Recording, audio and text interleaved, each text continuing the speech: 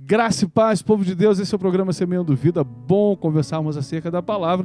Pastor Márcio. Graça e paz, meu pastor, graça e paz, você que nos acompanha também. Você pode ir lá no canal do YouTube, se inscrever lá, nos acompanhar pelo Facebook, Instagram e pela Rádio Sudoeste. Que Deus te abençoe. Obrigado pela audiência, pelo carinho. A gente não fica mandando beijinho, tchau, tchau pra ninguém, porque a gente sabe que a palavra de Deus ela é mais importante, né? E tem chegado na casa de tantas pessoas, né? Você que está aí, obrigado pela audiência, pelo carinho. Pastor Márcio, Isaías tem um discurso que me chama a atenção. Isaías, em um determinado momento, diante de Deus, ele dá um grito, se assusta, se joga no chão e grita, ai de mim. Quando ele vê Deus, ele diz, porque eu sou pecador. Então a presença de Deus na vida de Isaías gera nele uma consciência de quem ele era, e ele se prostra, adora, fica com o sentimento de que Deus não podia estar na frente dele ali, porque ele era mau, porque ele era pecador. Pedro tem um discurso parecido. Ali está Jesus pregando, falando, e Pedro não deu nada para aquele homem falando, mas conforme Jesus foi ali ministrando a palavra, naquele momento da pesca maravilhosa, quando Jesus olha para Pedro, Pedro olha para Jesus, ele dá um grito, Senhor, se afasta de mim, fica longe de mim, eu sou pecador.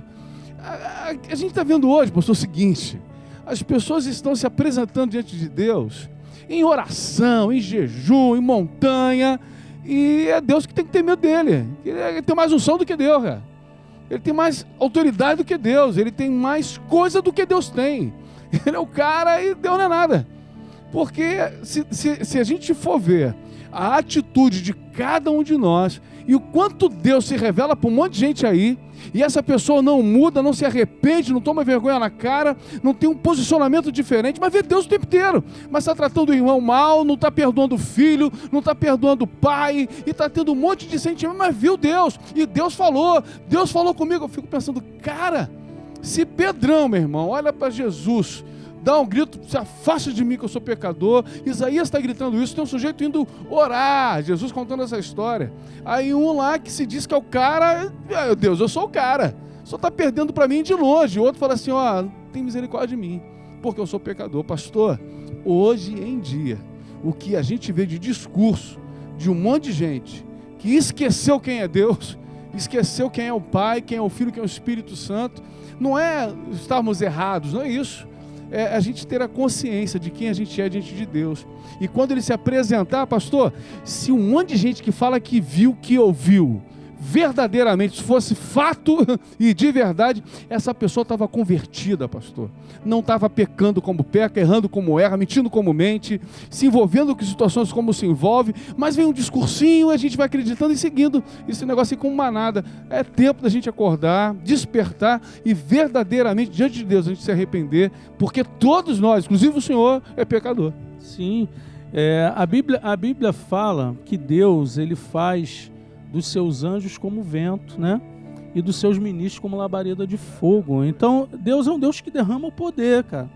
A questão é, por que eu quero ser cheio do poder? Para quê? Do poder de Deus. Para quê?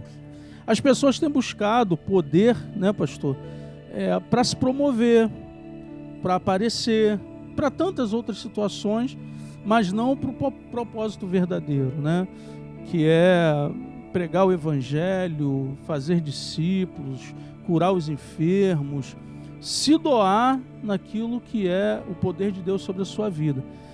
Eu também, pastor, acho que hoje tem gente querendo ser mais poderoso do que Jesus, cara. Sério, pô, os caras se colocam numa... Eu vejo Jesus tão simples, uma sabedoria do céu, mas uma simplicidade também do céu. A gente vê uns caras, não sei, irmão, o que eles querem, se é para impressionar, porque Jesus, a própria presença dele já constrange. Deixa eu pegar carona, pastor. Vem o Judas, né? E naquele momento que ele dá o beijo, né, em Cristo, dizendo para aqueles soldados que estavam ali quem era, Jesus fala assim, eles estão procurando, quem vocês estão procurando? Jesus, eu sou. Aí ele cai. Aí depois ele pede desculpa, e quando pergunta de novo, ele fala de um jeito que ninguém vai cair ali. Eu falei, eu tenho uma legião de anjos, cara, a meu dispor. Quer dizer, Jesus em nenhum momento desafiou ninguém, nem amaldiçoou ninguém. Aí tem um camarada que vai pra internet, bate no peito, dá maldição! E não sei, cara, que demônio é esse, professor? Loucura isso aí, loucura mesmo. E aí, loucura, é o que acontece. Se eu vejo o Senhor, tem que ter transformação, pastor. A gente vê um cara indo com cartas na mão para matar os cristãos, para prender e tal. No meio do caminho, ele vê Jesus. Ele viu Jesus ali. Acabou, pô. Pronto. A gente está falando de Saulo. Agora, transformado. Acabou, cara. Entendeu? Então, as pessoas não... Deus falou comigo. Pô, mas não fala para ele não, né?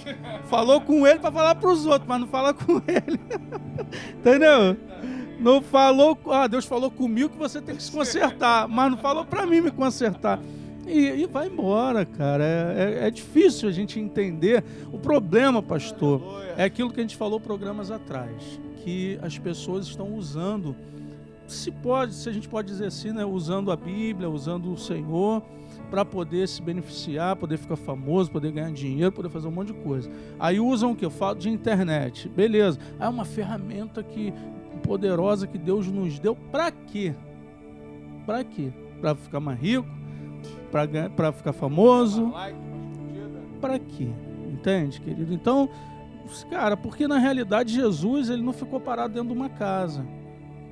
Ele saía para alcançar as vidas que estavam lá fora. As igrejas hoje estão assim, pô, a gente para aqui dentro que é melhor, ar-condicionado, tá tudo certinho, mas não foi isso que Jesus ensinou. Então, aí que eu disse, a gente está perdendo a essência, cara, porque quando Paulo teve esse encontro com Jesus, Paulo andava perseguindo os crentes, agora ele andou pregando o evangelho, entendeu? Então ele continuou reconhecendo o erro. Paulo gritava: o bem que eu quero fazer eu não faço. E mas a maioria mesmo, tudo santão, cara, tudo vice-querubim.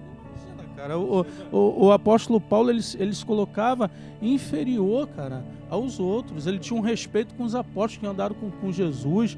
Paulo, em tempo nenhum, ele se ensoberbeceu em nada, né? Pelo contrário, tudo que eu tenho, cara, diante da sabedoria do Senhor, isso é tudo esterco, isso não vale nada.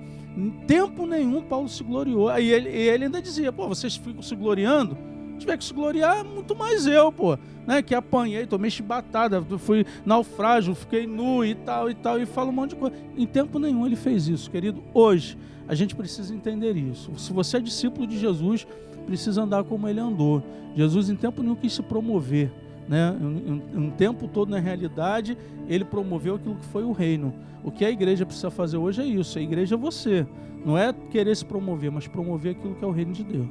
Quando Pedro se converte, né, e Jesus ele volta, ressuscita e volta para a glória, Pedro começa a pregar, e naquele momento da primeira pregação dele, 3.000 pessoas ali se arrependem.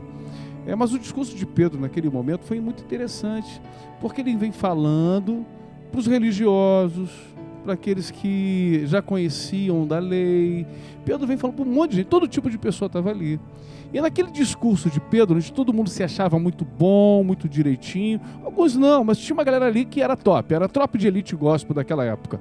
E o que eles disseram foi assim: e o que a gente tem que fazer? E agora, o que a gente faz? Aí Pedro fala aquilo que João Batista está dizendo: arrependei-vos. O que a gente tem que fazer? Se arrepender, cara. Se arrepender quando? Agora, daqui a pouco, quando você almoçar, quando você jantar, quando você acordar, se arrependa. Traga para si mesmo uma consciência, traga Jesus para dentro das recâmaras da tua alma e mostra verdadeiramente quem você é.